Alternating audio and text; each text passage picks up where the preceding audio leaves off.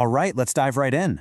We are cracking open Chapter 9, Research Participants and Sampling, from the book Methods in Social Research. We're going to get into how scientists actually pick the people they study, and why this one step is no joke, maybe the most important part of their entire job, and, the one they mess up all the time. You've seen them, right? The headlines that pop up on your phone.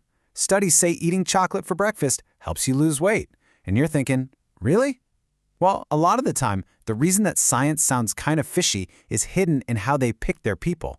And understanding that, that's the secret key to figuring out which studies are legit and which are just noise. So, every researcher on Earth faces this one massive problem. They want to know something true about a gigantic group of people, like, say, all college students. But, come on, they can't possibly talk to every single one of them. It's this huge clash between what they want to know and what they can actually do. Now, in the lingo of research, that giant group they're curious about is called the population. And we're talking about the whole shebang here. Not just some 4-year-olds, we're talking all of them. Not just a few people with hearing loss, every single one. That's the ultimate truth they're after. It's pretty obvious, right? Unless you're the government with billions of dollars to run a census, you are not going to track down every 4-year-old in the country. It would take years, it would cost a fortune, it's just not going to happen. So that dream dies pretty quick. So, to get around this, researchers have a clever little workaround. They grab a sample. It's just a small piece of that bigger population that, hopefully, looks and acts just like the real deal. This is the small group that actually gets the phone call or comes into the lab. Here's the best way to think about it. The population, that's the entire massive pot of soup you just made.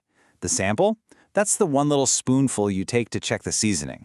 Now, for your test to mean anything, that spoonful has to taste exactly like the rest of the pot, right? If you only scoop up broth, you have absolutely no idea what the potatoes and carrots taste like. Okay, let's get just a little bit more technical for a sec. The true average income of every single person in a city, that's called a parameter. It's like the God's eye view, the actual fact. Now, the average income of the 200 people you surveyed, that's a statistic. It's your best guess. And really, the whole game of research is just trying to make your statistic, your little guess, as close to that true parameter as humanly possible. And this is where things can go so wrong. Because if that spoonful of soup you tasted is weird, then your conclusion about the whole pot is going to be garbage.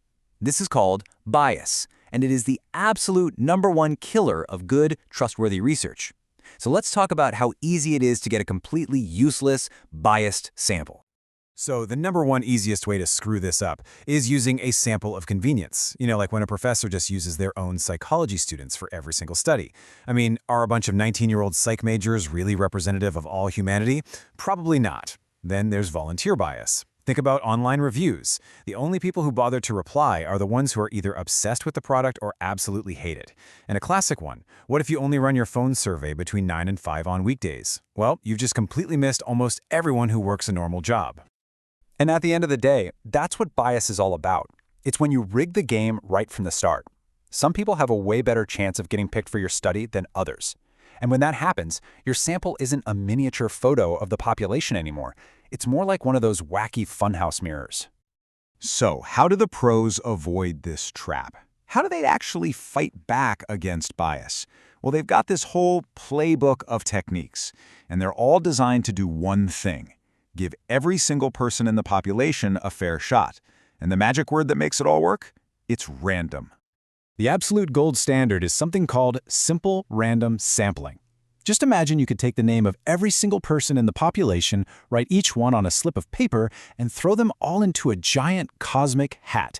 Then you just reach in and pull out a few names. No skill, no favorites, just pure dumb luck.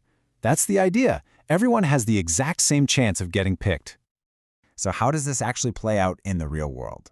Of course, nobody's using a literal hat. It's all done with computers. As you can see here, you start with your full list of people, A, B, C, all of them. Then, the computer just assigns a totally random number to each person. And the final, beautiful step, you just sort the whole list by that random number. And boom, the first 15 people on that newly scrambled list, that's your sample. It completely removes any human decision-making from the process. No cherry-picking allowed.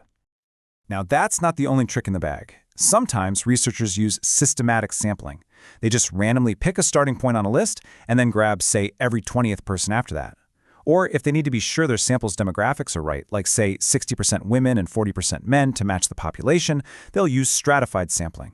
And sometimes they do cluster sampling, where they'll randomly pick a few whole groups, like 10 different schools, and then randomly sample kids from inside those schools. They're all just different flavors of the same core idea. Keep it random, keep it fair. Okay, you got to stick with me here because this next point confuses everybody, but it is so important. The word random actually shows up in two different places in research, and they mean completely different things. It's about how you get people for your study versus what you do with them once they're there. Let's break this down. Random selection is all about how you get people in the door. That's what we've been talking about. It's what makes your sample a good reflection of the whole population. But random assignment happens after they've already agreed to be in the study.